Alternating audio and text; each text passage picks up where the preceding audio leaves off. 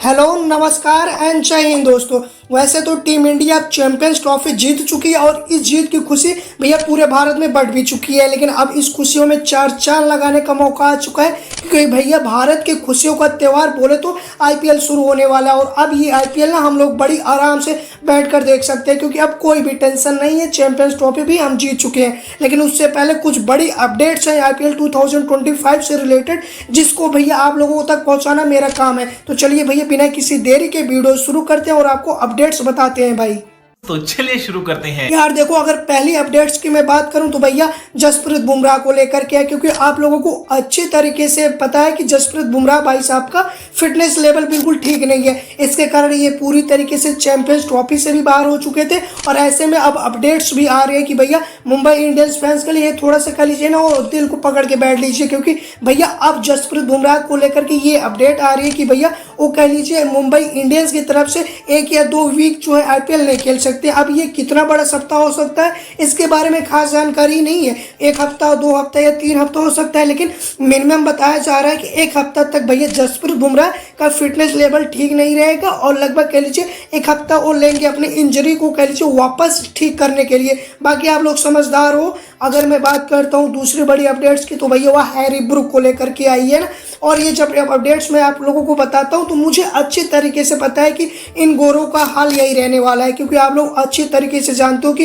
ये गोरे ऑक्शन में आते हैं, अच्छा खासा अमाउंट लेते हैं और उसके बाद फिर जब आईपीएल ठीक शुरू होने वाला होता है ना तब अपना नाम पीछे पुल आउट कर लेते हैं और ये कहते हैं कि भैया हमें कोई ज़रूरत पड़ गई है, फिर कह लीजिए हमें अपने टीम्स के लिए खेलना है। और ऐसा ही हैरी ब्रूक ने किया।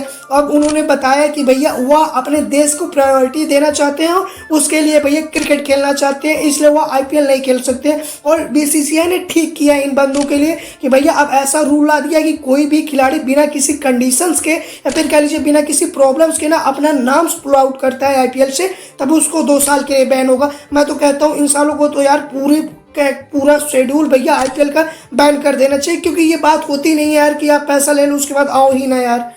ये बड़ी अच्छी बात कही आप।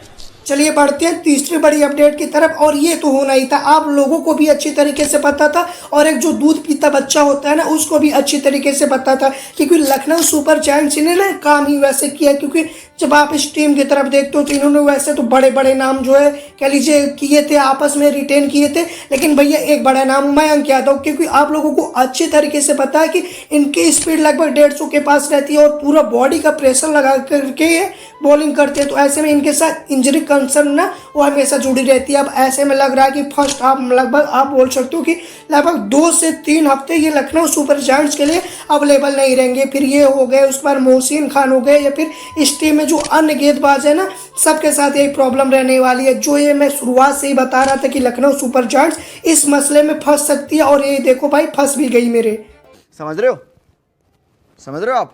चलिए बढ़ते हैं चौथी बड़ी अपडेट्स की तरफ, जो आरसीबी फैंस के लिए आ रही है। और इनके लिए भैया सबके लिए एक बैड न्यूज़ है, लेकिन इनके लिए गुड न्यूज़ है, क्योंकि आप लोगों को अच्छी तरीके से पता है कि इंग्लैंड के विस्फोटक बल्लेबाज जैकब बेथल जो कि इंजरी के कारण पूरी चैंपियंस ट्रॉफी से बाहर हो चुके थे, या फिर कह लीजिए जब इंग्लैंड टीम्स जो है खेल रही थी इंडिया के खिलाफ तो उस मैचेस से भी ये बाहर हो चुके थे। लेकिन अब ऐसी अपडेट आ रही है कि ये पूरी तरीके से ठीक हो चुके हैं और कह लीजिए कुछ दिन में या फिर कह लीजिए अगले 1 आध हफ्ते में ये आरसीबी को कैंप को ज्वाइन करते हुए आपको नजर आएंगे। तो ये आरसीबी के लिए अच्छा फायदा है और भैया मिडिल ऑर्डर में ना इनकी बल्लेबाजी देख कर के वो मजा आने वाला है। चलिए बढ़ते हैं कुछ ऐसे ही खास और अपडेट के बारे में, और ये जो अपडेट है ना वह दिल्ली कैपिटल्स को लेकर के आ रही है, क्योंकि आईपीएल अब एकदम नजदीक आ चुका है और अभी तक इनका कैप्टन फिक्स नहीं है। तो ऐसे में इनके कैप्टन्स को लेकर के र्यूमर्स आ रहे हैं कि भैया इस टीम के ओनर साहब ने वो केएल राहुल से बात की थी कि दरअसल आप मेरी कप्तानी संभाल सकते हो हमारी टीम की। तो केएल राहुल ने बड़े यार कह लीजिए वो अच्छे मन से उत्तर दिया कि भैया देखो यार कप्तानी मेरे बस की बात नहीं है, मुझे एज अ प्लेयर खिलाओगे तो मैं खेल लूँगा। और ये बातें हम केएल राहुल की समझते भी हैं, क्योंकि भैया पिछला सीजन लखनऊ के साथ इनका जैसे गया था कि फिर वो कप्तानी में आकर के इनको थोड़ा सा वो कह लीजिए ऊँची आवाज़ में इनसे बात की गई थी तो वो समझ में आता है ना कि एक खिलाड़ी को ये सारी चीज़ें नहीं पसंद होती है, उसको रिस्पेक्ट चाहिए होता है, जो एज अ प्लेयर उसके ऊपर जिम्मेदारी नहीं रहेगी, फिर वो चाहे जैसे खेल सकता है। वहीं पर बात करते हैं, अगर केएल राहुल कप्तानी नहीं करते हैं तो कप्तानी कौन करेगा? तो भैया दो नाम सबसे पहले आ रहे हैं। पहला तो बापू जी का, क्योंकि यार बापू कमाल के फॉर्म में है, चाहे फिर चैंपियंस ट्रॉफी की बात कर लो, T20 वर्ल्ड कप की बात कर लो, तो ये टीम का अहम हिस्सा रहने वाले हैं। और ऐसे में ये जब केएल राहुल कप्तान नहीं बनते तो ये फर्स्ट प्रायोरिटी बताए जा रहे हैं। हालांकि इनके पास अगर अदर कैप्टन का ऑप्शन से देखूं तो उसमें भैया आप कई नाम पाओगे, जिसमें भैया आप बात करते हो कि जिसमें ये सबसे पहले नाम आएंगे।